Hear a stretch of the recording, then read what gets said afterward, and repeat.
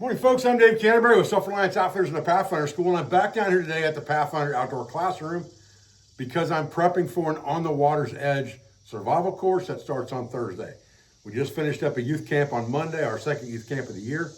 Thursday starts On the Water's Edge. We have classes back-to-back and events for the rest of the year going into mid-December, and we're already scheduling for the first part of next year with classes like our Everglades camp and something overseas as well. So, with that said, what I want to do today is, because I'm getting all this stuff ready for talks and discussions on the Water's Edge stuff with the class, I thought I would maybe go over some things with you guys today and give you a little bit of a sneak preview or some free chicken, as it were, information that I have figured out over the course of the years that work well for you in a backpacking situation or some type of kit that you may be carrying to help you catch fish in the wild, okay? And really what we're talking about is On the Water's Edge. I've talked about this for years and years. I used to even have t-shirts that said, survival begins on the water's edge. Remember that everything goes to the water, right? Everything needs water just like you do. Birds, mammals, amphibians, reptiles, turtles, fish, everything. They all need that water. So anywhere you can get on the water's edge, you're going to find most of these types of food. It's just a matter of you picking and choosing how you're going to take that type of food. Now, in this discussion, we're only going to talk about fish. We're not talking about frogs and all the other things. We're only talking about fish and carrying small kits that we can use to fish with and what those kits can or cannot contain or should not contain. And then we're going to look at 5 very simplistic ways that you can look at a piece of water and tell whether it's going to be good fishing or not good fishing, okay? The first one is the presence of plant life. If there's plant life in that water is going to be oxygenated well, and it's going to support life well, probably, depending on the type of plants you have in that water, but especially things like cattails, lily pads, hydrilla, all those type things, cabbage, all those things are going to support life really well. So the type plant life is a key element to fish in the area. The next one is bait fish. When you walk up to the edge of the bank, do you see small fish and minnows and things like that? If you do, you can pretty much bet there's larger fish in there feeding on the smaller fish, and you have bait right there as long as you understand how to capture that first and progressively move up to larger and larger fish, very much like trapping. You catch one thing and use that for bait for something else to get bigger and bigger and bigger, okay? Structure. Structure is always important for fish, especially structure that's in shaded areas or in areas where the sun's going to beat down all day that can create shade for the fish. So if there's structure in or around the water, that's always going to be a bonus. The next thing is that it's non-seasonal. When I mean non-seasonal, I mean it's not a vernal pool. A vernal pool is something that is a seasonal body of water in the woods that the frogs and the salamanders use for breeding grounds because there's no fish in that water, because it dries up most of the year. So there's nothing there to eat their eggs, and so they go to that type of water source to lay those eggs. Now, they lay eggs and other things too, but particularly salamanders generally use vernal pools. So you want to make sure that you're not in a vernal pool and that you have a non-seasonal body of water. Then the next thing is, what type water feature is it? Okay, that can be important as far as how you're going to attack that water feature for fishing. Is it a standing body of water like a pond? Is it a slow-moving stream or a fast-moving stream? Is it a river? All of those things are keys to tell you how to fish an area that may be different than another area. Obviously, you're not going to have to worry about running water and eddies where the water is kind of standing still. In pockets, deep pockets, places like that in rivers and streams where you can catch fish, you're not going to have to worry about that in a pond. In a pond, you're really looking for structure. You're looking for bedding areas. You're looking for feeding areas. Very similar to when you're hunting, you're just hunting fish, okay? So those things are key. So if you look at these 5 things and you make it a habit to kind of study those 5 different things, both in the wild and online. It doesn't hurt to study it both ways. I always tell people you should be a student every single day. I learn something new every day or it ain't worth getting out of bed. So I research things all the time, and researching these topics online is a good thing to do. What type plants grow around good fresh water? You know, what type of bait fish are going to be in that water? Structure. How does structure affect fishing? All those things are important. Non-seasonal vernal pools versus non-vernal pools.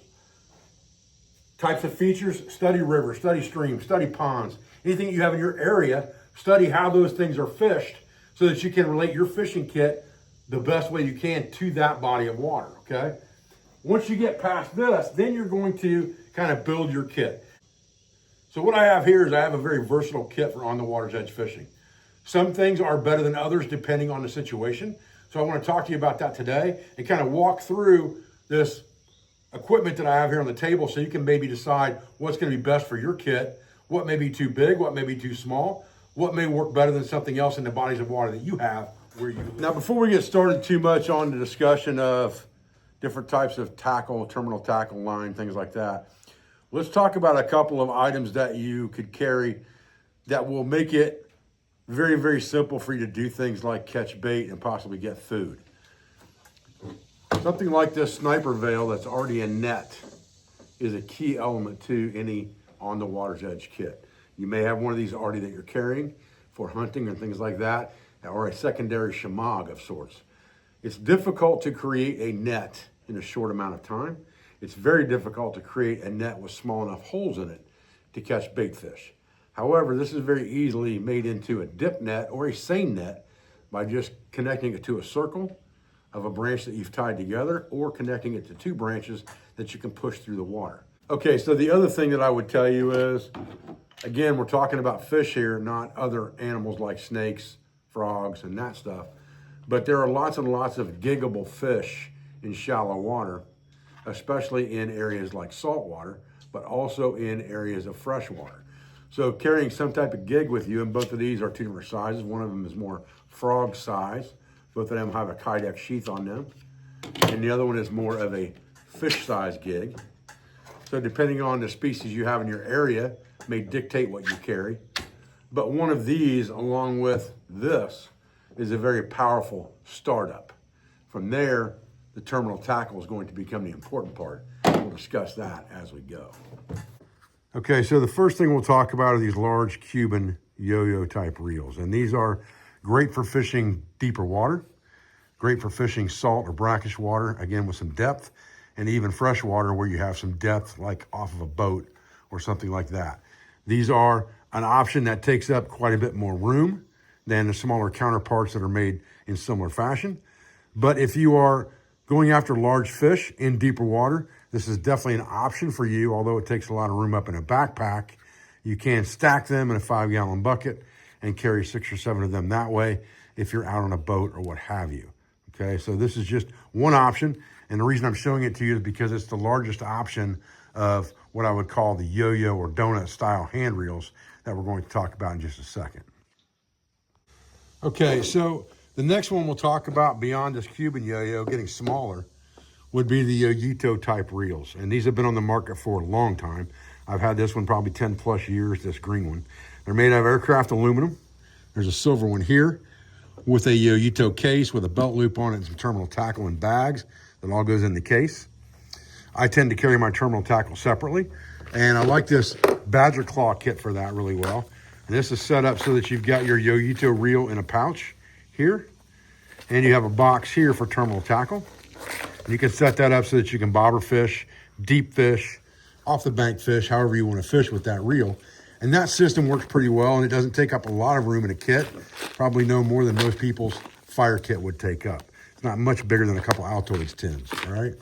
So that's a good system. So that Yoyito system is a really good and popular system. My problem with it is that it doesn't fit my fingers really well. My fingers are a little bit too fat to get in there. And that's the problem I have with most of these smaller hand reels is that. This is the Crystal Creek system. It's very similar, 3D printed. It's got a lid on it.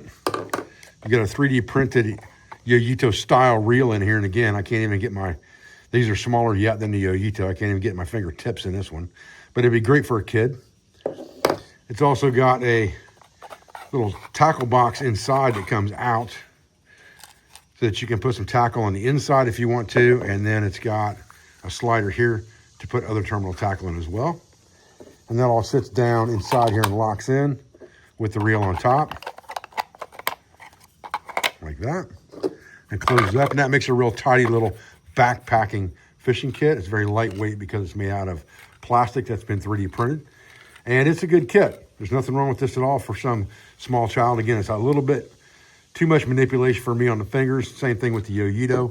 Makes it a little more difficult for me to use, although I have used this green one quite a few times.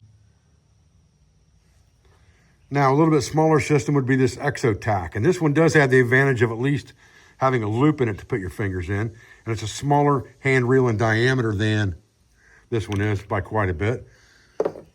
But it's just a reel. It's got some holes in it here. Pretty ingenious design to grab your hook when you wrap it up. And the top unscrews so that you can store terminal tackle inside.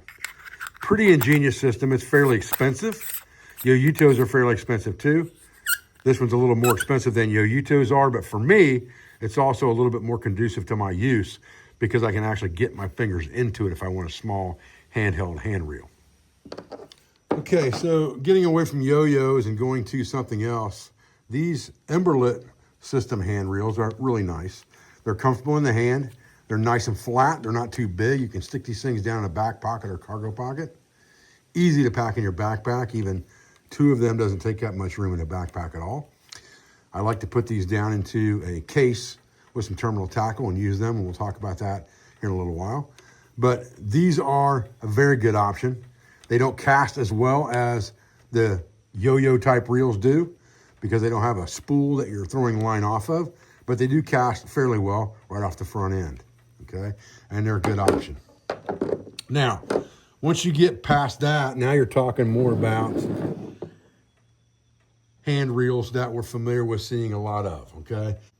So the K-bar is probably the most popular out there right now as far as these go. And you store your terminal tackle in the handle and you screw the spool to the front. It's got a keeper on here to keep your line and your hook and your sinker there from flopping around. It's got a wrist strap so you don't lose it, a fairly comfortable grip, and you can cast these fairly well off the front end, and they work well. This one is the old one we used to sell on our website years and years ago. That was just made from a drink tube. Pretty much the same thing. You stored your terminal tackle on the inside of the tube. You had an area here that you connect to your wrist so you didn't lose the reel itself. And then you had line on the front and you would cast it pretty much like that. Just throwing it out underhanded and casting it out. This is a very, very good system. This was the original system that we sold. And again, we don't sell these anymore because we couldn't get these tubes anymore. They quit making this style tube in this size. This is the one that we currently sell on our website. It's 3D printed as well. It has a compartment here in the handle. You could put terminal tackle in if you want to put a plug in it, but it has a magnetic cap on the front that's held on by 4 rare earth magnets, and it has a deep well in it to put terminal tackle in. That is the thickness of the spool. And again, the front end is held on by rare earth magnets and just snaps in place and won't come off. And you've got a large spool for line here, so you have a lot of capability with this depending on how you want to fish. This is probably my current favorite handline fishing reel at the moment. Now, the other thing you can do is you can just spool different types of line up on some kind of a line winder and use that. This one's got 2 different size bank lines on it. This one happens to have fly line on it. This line winder from Sagewood Gear has bank line on it for things like trot lines, things like that. And then I also have this, which is an Atwood rope system that was basically made to cut line, hold line, or store a Bic lighter in. You can see that's the shape of a small Bic lighter. But it works really well to store some terminal tackle in to carry around as a bank line or trot line system in your pack that doesn't take up a lot of room. And I really like that system really, really well for that reason. Now, really kind of to me, all these fishing reels and things like that, as convenient as they are not difficult to reproduce off the landscape. A fishing rod that you could simply do dapping with or tenkara type fishing with, fly fishing with, not hard to duplicate off the landscape. What's difficult to duplicate is the terminal tackle. And I think that's really where the win's at if you're gonna carry fishing equipment, is to make sure that you have terminal tackle. So something as small even as this Pathfinder tackle tin with sinkers, different size hooks, some swivels and a bobber, that is an easy carry for setting up different types of fishing, okay? It's not the most versatile, but it's very small, and it will work for anything you're gonna fish with live bait off the bank, okay? Something like this kit here is a little bit more beefy. You've got some flies in here. You've got different size hooks in here, swivels, different size sinkers. You also have some different bobbers in here, and you also have a few things like screw eyes in here that you can use to improvise fishing or screw a frog gig onto a stick in the woods. And so that kit right there, folded over and latched down. Got a keeper on it to put it on your belt if you want to. And it's not too big. You look at that compared to two of these reels, you're looking about the same thickness in a kit. And this is a real convenient system. But this and a hand line of some kind, like this, is a great system, okay? And then if you want to use flies, obviously you could just cut a stick for that. Or if you're carrying some type of 10-car rod, they work well for that. I also have a small terminal tackle box here that I carry quite a bit. And this one is probably my most carried one, to be honest with you, because it has several lures in it, bobbers, hooks, sinkers. It has a small Leatherman tool in there and a lighter. And then on the other side, I have a couple of other artificial lures. I say a couple, there's probably 20 in there. So this system for me, along with this, is a great backpacking fishing system.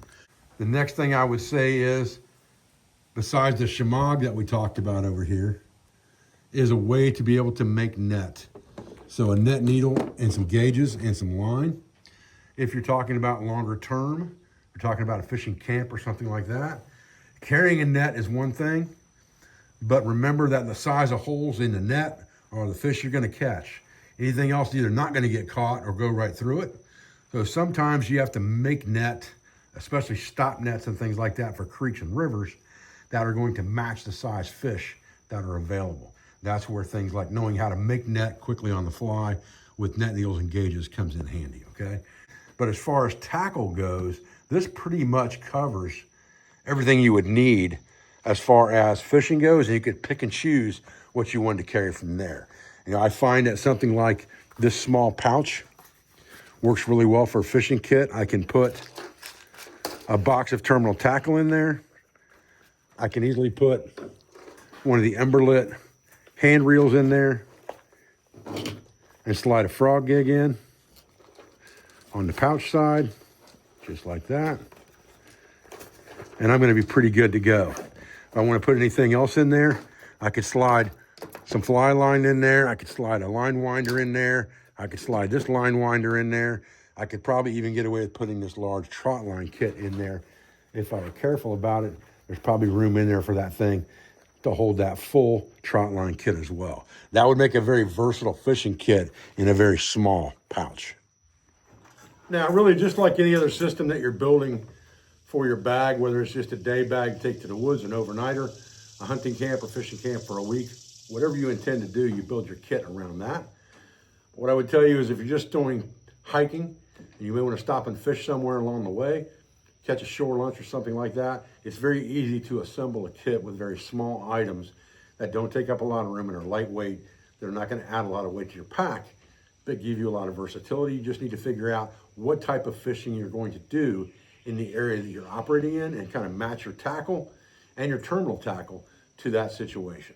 So this was just a quick discussion on some of these things that may be of interest to you, that you may be able to add to your kit. I'll try to put some links to some of these things that we don't have on our website in the description box if I can get them nailed down before I post the video today. I appreciate your views. I appreciate your support. I thank you for everything you do for our school, for our family, and for our business, for all of our sponsors, instructors, affiliates, and friends, and I'll be back with another video, guys, as soon as I can. Remember, I have a class this weekend, next weekend, the weekend after, and the weekend after, and the weekend after. So I'll get the videos to you as quick as I can, but I can't make any promises. Thanks, guys.